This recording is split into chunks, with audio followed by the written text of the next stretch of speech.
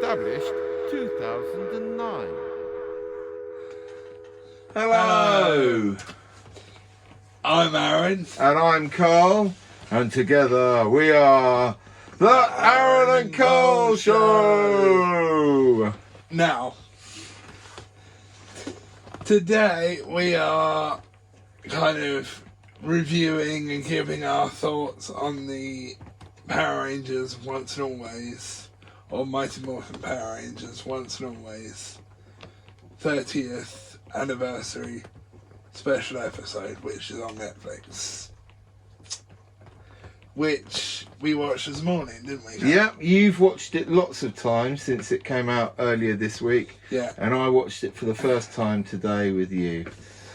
So, shall we get on with what we were thinking? Yes. Okay. Right, we don't want to give away too much of the plot in case you've not watched it. So we are going to give you our top 5 things that we liked about it and the 5 things we didn't like about it. Yeah.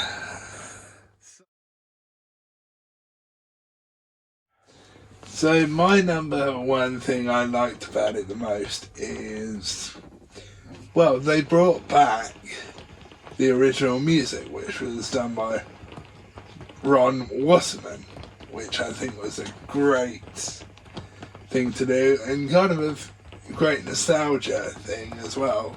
Well, I think a lot of the Power Rangers thing is a lot about nostalgia, isn't it? Because it is celebrating the 30th anniversary, isn't it? Yeah.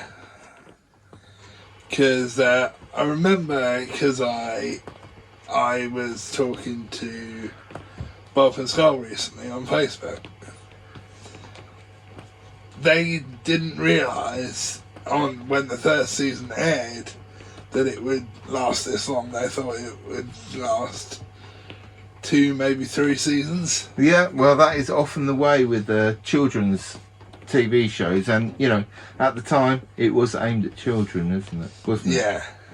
So my first thing that I liked was that it was slightly more adult than the original Power Rangers films. Yeah, or TV series, without going too far. Yeah. Sometimes when they do a gritty reboot, it all goes a little bit too far, and it has people with their boobs hanging out and drinking and swearing, and it doesn't need to be going that far. It's still kept within the kind of what I think is the ethos of Power Rangers, and made it kind of slightly more adult. Yeah.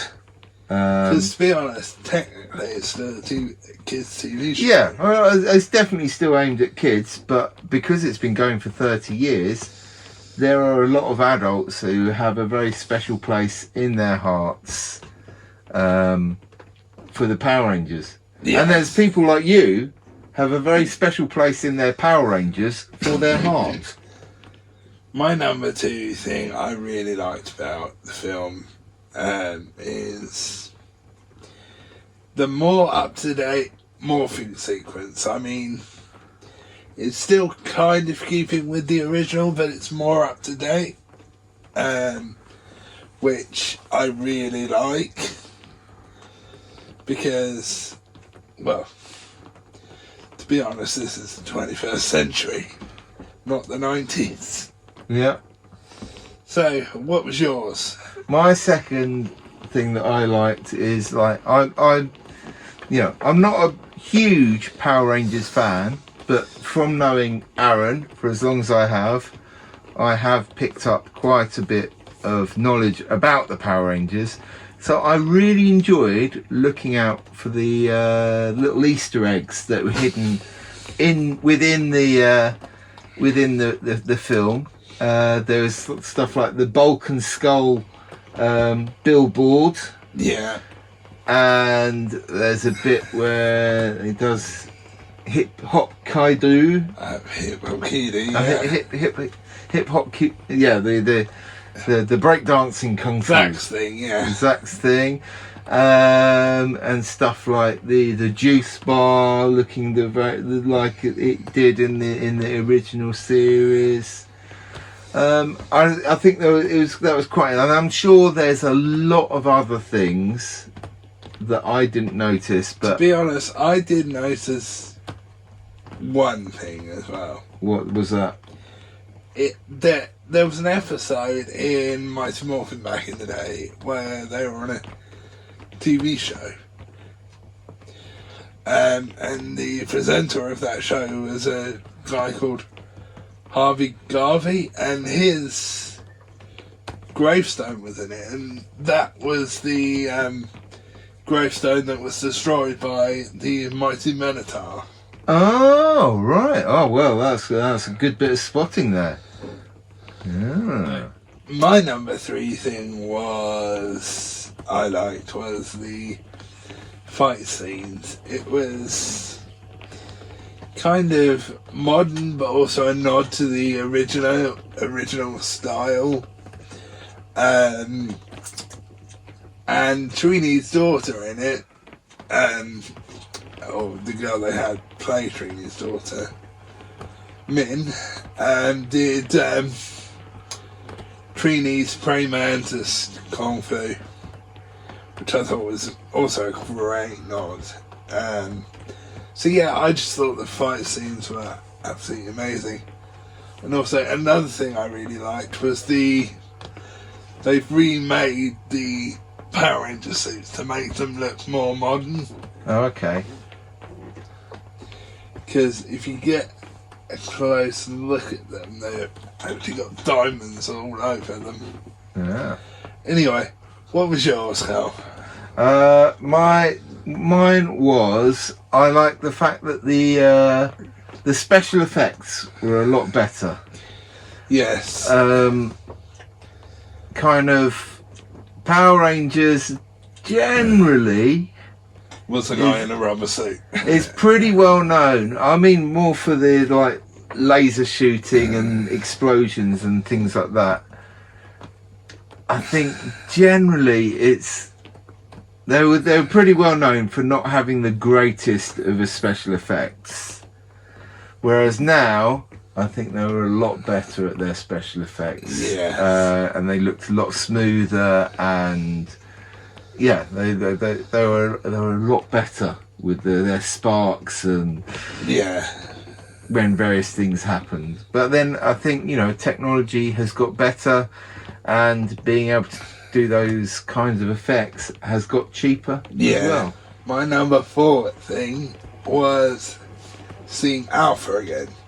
Now, I'm not going to say Alpha 5 because it wasn't Alpha 5. Kind of a more modern version of the Alpha suit. The thing that was really great about seeing Alpha again is they got back the guy who did the original Alpha's voice. So they brought him back, which I thought was absolutely an awesome thing to do. And last time we actually saw Alpha was probably 1999 and 98, one of the two. So it's been a long time since we've seen Alpha. So it's great to see Alpha on screen again. So what was yours, Carl? I liked that they got straight in with the action. When the film started, it was pretty much straight in with a Puddy and Power Rangers fight. And that's what people like about the Power Rangers. A bit of a punch-up. Yes. Number 5 there are many more other things that we liked about it, but we kept it to just 5 things. Yes, because we don't want to give too much away, because there's probably a lot of you that haven't seen it yet. So, number 5 thing that you liked about it. So we've kind of got the same thing, but I will talk about me first, if you don't mind. Yeah. It's all about you. Ignore Carl, ignore his negativity. So, my number 5 best thing about it was right at the end they did a tribute to JDF, who played Tommy, as you guys know, and they also did a tribute to Trang, who played Trini, which I thought was great. And that actually, when I first saw that, actually made me feel quite emotional. And they played a song that Kimberly wrote for this show back in the 90s. They played that at the end, which I thought was great. And in that, I want you to see because spot something which I'm not going to say what it is, but if you do spot it, let me know down below. So, yeah, I thought the tribute at the end was really good, and also the fact that the story kind of revolved around those two, the Yellow Ranger not being around. Yeah, that it was a very, very clever way to put that into the story, and yes, it gave a bittersweet ending to the film. So we have just done the things we liked about the film. So, to be objective, we're now going to do the 5 things we didn't like about the film. Yes. We don't want to be negative, but you gotta weigh it up, both sides. So, number 1 thing you didn't like, Arran. So, before I jump straight into that, mine are more nitpicky bits rather than bits I didn't actually like. But the one thing the movie could have done with is Lord Zed in some fashion, whether it be old footage or new footage, because I know they have got a new Lord Zed suit that's been made. And also another thing, just before I move on to my next thing, was another thing that was missing was Goldor. In the 90s, Goldor was a big part of Mighty Morphin, so they should have had him as well, I think. Yeah, and I think people who've watched the reboot would know who Goldar is as well. So, and know that Rita and Goldar are kind of, they're linked together really quite strongly, aren't they? Yeah. Probably even more strongly than Rita and Zed are. Yes. But yeah, the world needs more Lord Zed. Yeah, for sure. Particularly as he was the first ever American thought of monster. Okay. So yeah, I think that should have used him in some form. So what was yours, Carl? Well, I know this was a special to celebrate the 30th anniversary, and sometimes specials can last for an hour, but I think Power Rangers works best in half-hour chunks. If I was doing it, I would have done it as 2 half-hour or maybe 2 3/4 of an hour specials,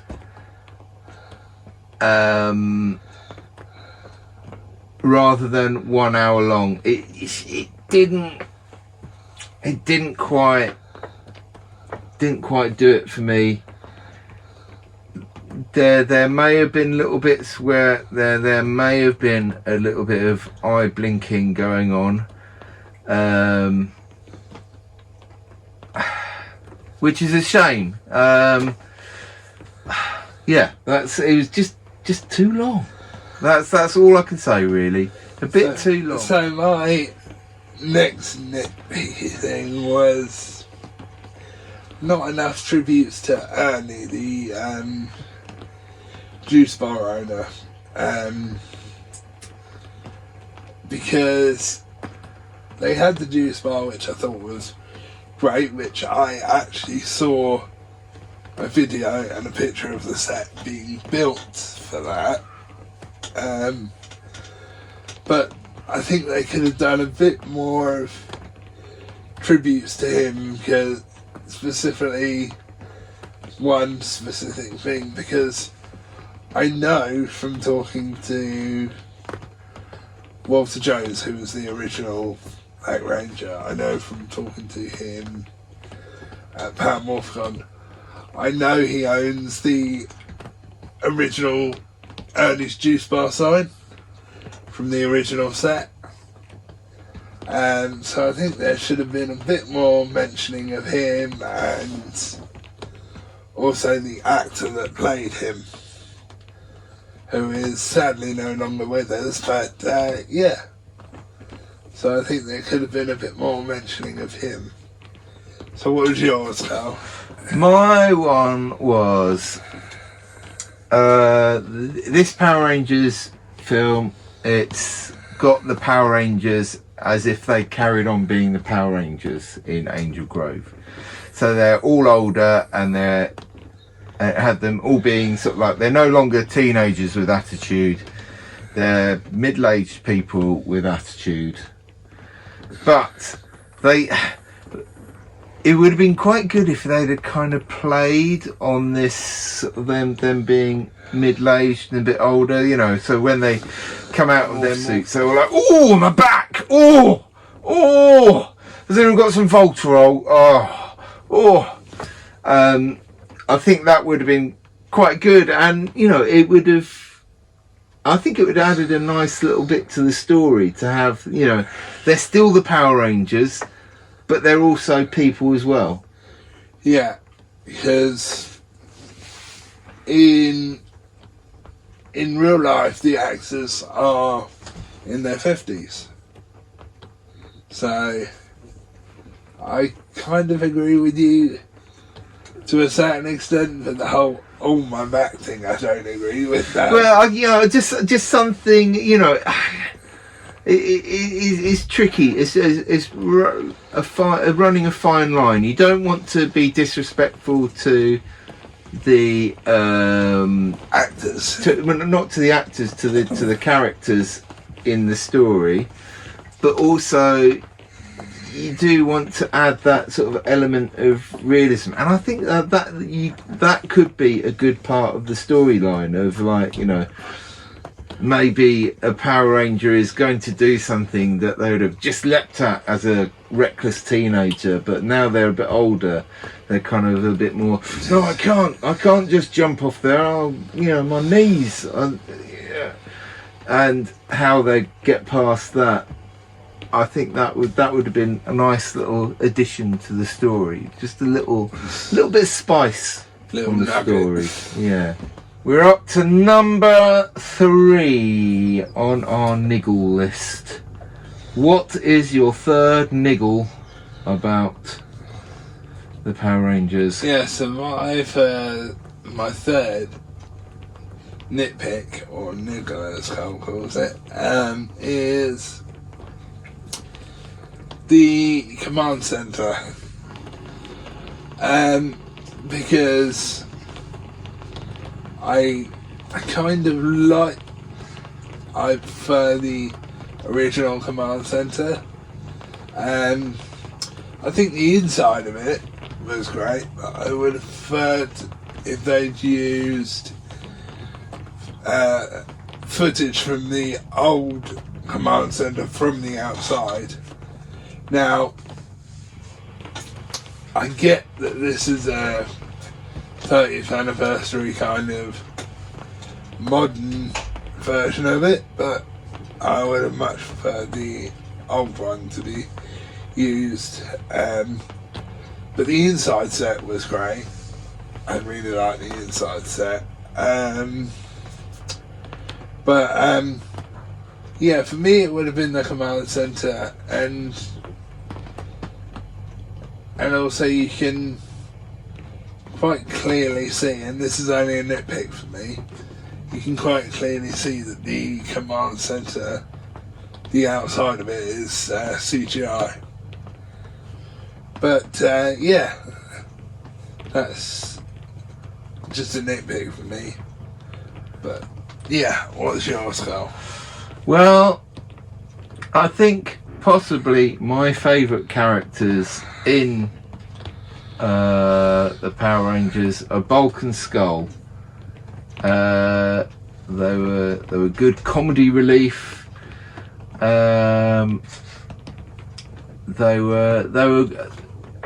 were really good having them kind of interacting with the Power Rangers, who are quite serious.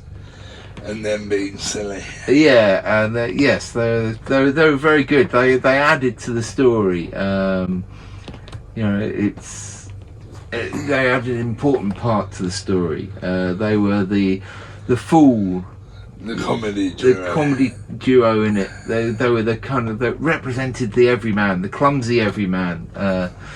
It was a real shame that they weren't in it as well. It would have been nice to catch up with Bulk and Skull. You know, the Power Rangers were still doing Power Rangery things. Were Bulk and Skull still running around wearing funny hats, or were they monkeys still? Or, you know, had they made a custard pie factory? Who knows what happened to them? Number 4, what bits didn't you like? So, my number 4 nitpicky bit was, well, they brought Adam and Aisha back, and the Black Ranger and Yellow Ranger from season 2 of Mighty Morphin, but they weren't Power Rangers in this. And they brought them back as commanding the Astro Mega Ship, I think it was, because if you look at the set of it, it looks like the Astro Mega Ship. But there should have been more of them, I think, because they popped up, I think, twice. Once just before they got into, the Power Rangers got into one of the main fights, and 2 right at the end to take the Rangers that had been shrunk to, I think it was Aquatar, to get put back to their normal size. So yeah, I think they should have been in it a bit more, but it was great to see them in it, but should have been a bit more. And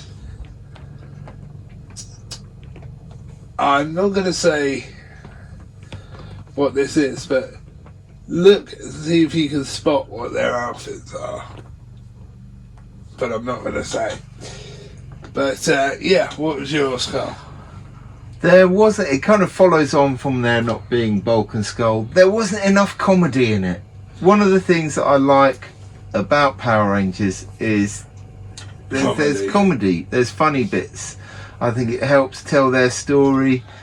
And there are some very funny and very silly bits in the original series, and I think it did kind of lack those a little bit. There was some comedy in it, but it wasn't quite as silly and funny as other bits have been. Pardon me. No. And again, I do agree with you there, but I don't know how they could have done that, to be honest, without Buff and Scott, because they kind of make they are the comedy. relief. Yes, so I do agree with you, but I'm not sure how they could have done that without Welcome Skull. Yeah. Okay, our fifth and final Grumpysville grump bit about the film before, I'm very sorry about this negative attitude, but, we did give you a load of positive to begin with. Well, to be honest, guys, Cole's the negative one, I'm just the nitpicky one.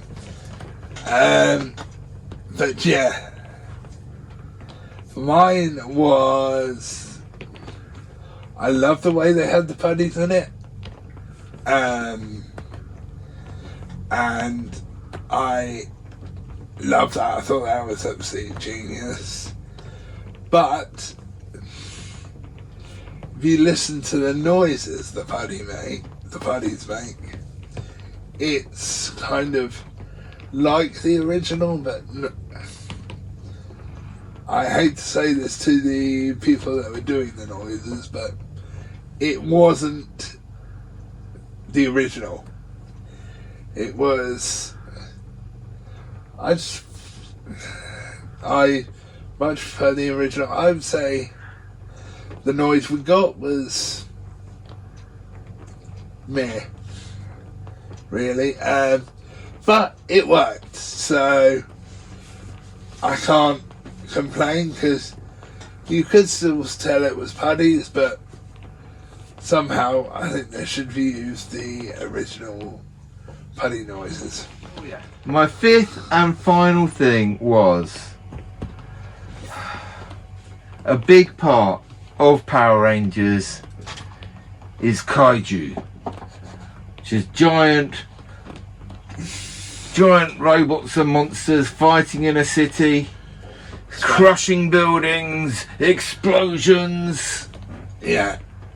So there wasn't enough of that. I like a good bit of people fighting in big rubber suits knocking over cardboard buildings. Yeah. So there's a little thing that Bob's Girl told me about once, and don't know if you guys would know about this, but a lot of the buildings that you would see are cardboard boxes, and a couple of the really small buildings you saw were matchboxes.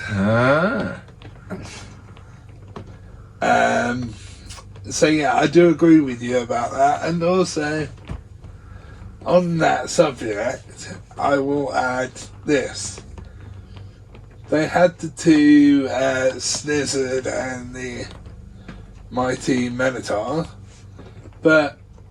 and they were robots, but also so was Rita. So what I don't understand is why Rita didn't grow big. I mean, okay, so we've done the list bit of our review with our best and worst bits. Now it's the summing up. So, Arran, what do you give the film out of 10? so for me, I give it 10 out of 10 now. Granted, I am being biased because I absolutely love Mighty Morphin. I'd say Mighty Morphin's probably my favourite season ever out of the 30 years. I'm just going to put something to you. Okay. What would you have scored it? If you scored this one out of 10, what would you have scored it out of 10 if it had White Ranger and Green Ranger in it? Well, there's a little flaw about that, Carl. Yeah. The Green Ranger, wasn't it? Was he? Yeah. What, just sneaking about in the background? I missed that bit. He was the figure, and he was also in it from the beginning.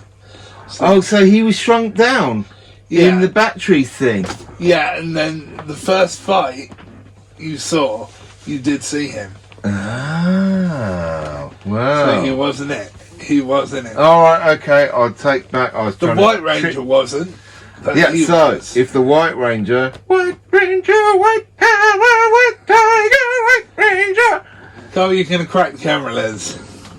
If he'd been in it, what would you score it out of 10? I would probably score it a 15.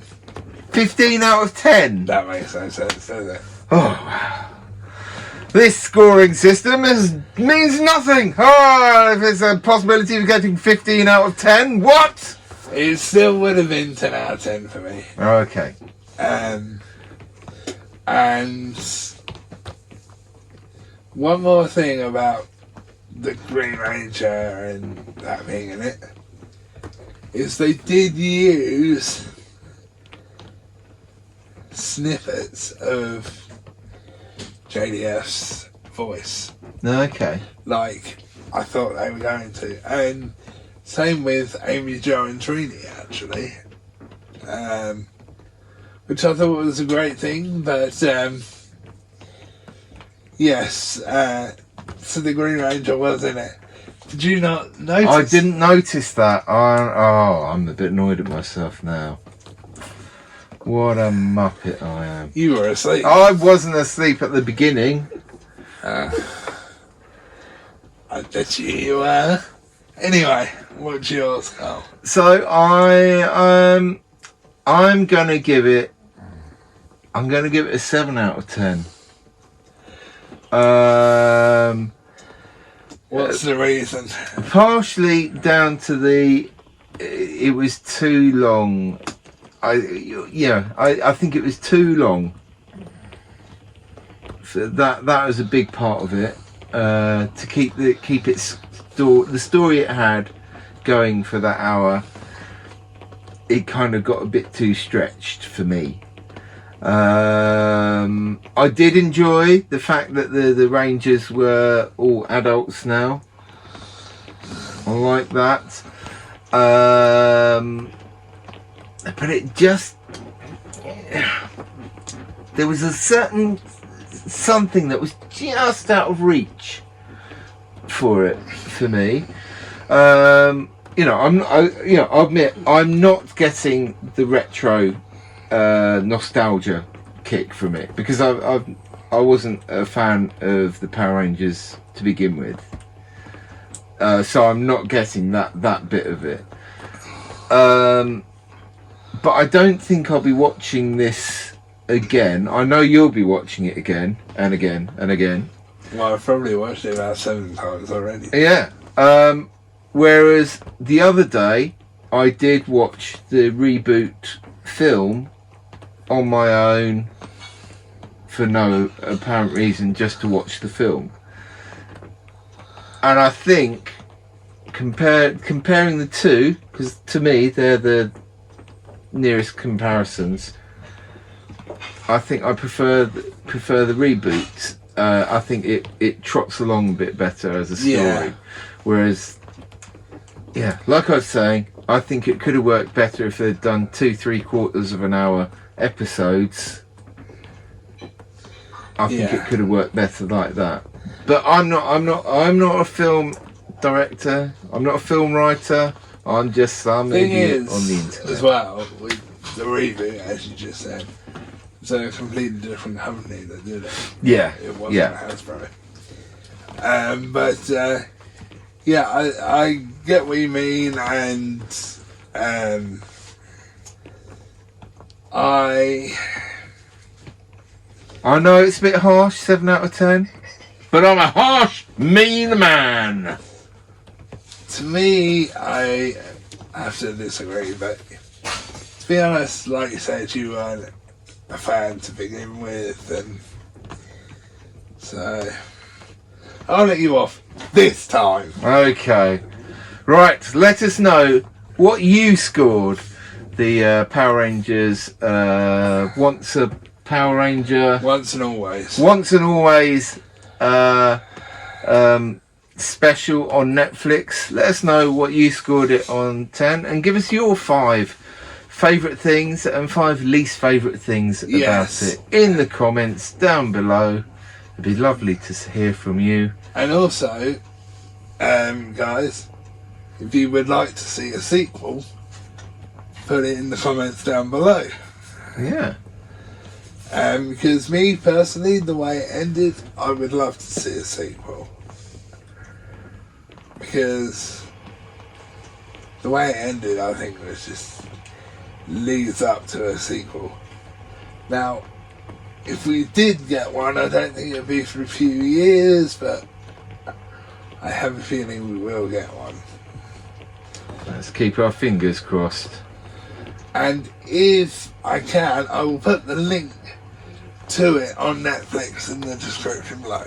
Okay. But yes, that is our kind of film review on the 30th anniversary. Once and Always special. So yeah, thanks for watching, guys. And one last thing I will add really quickly is I do like the new ramped up logo they did. They've changed the logo. It's still Mighty Morphin, but it's more modern to what it was back in the 90s. You'll see what I mean when you watch it. And if you compare the two to...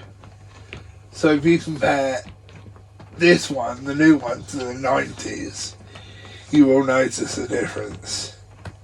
But anyway, guys, that's bye-bye from me, and... Bye-bye from me. And we will see you very soon. Bye-bye. Bye.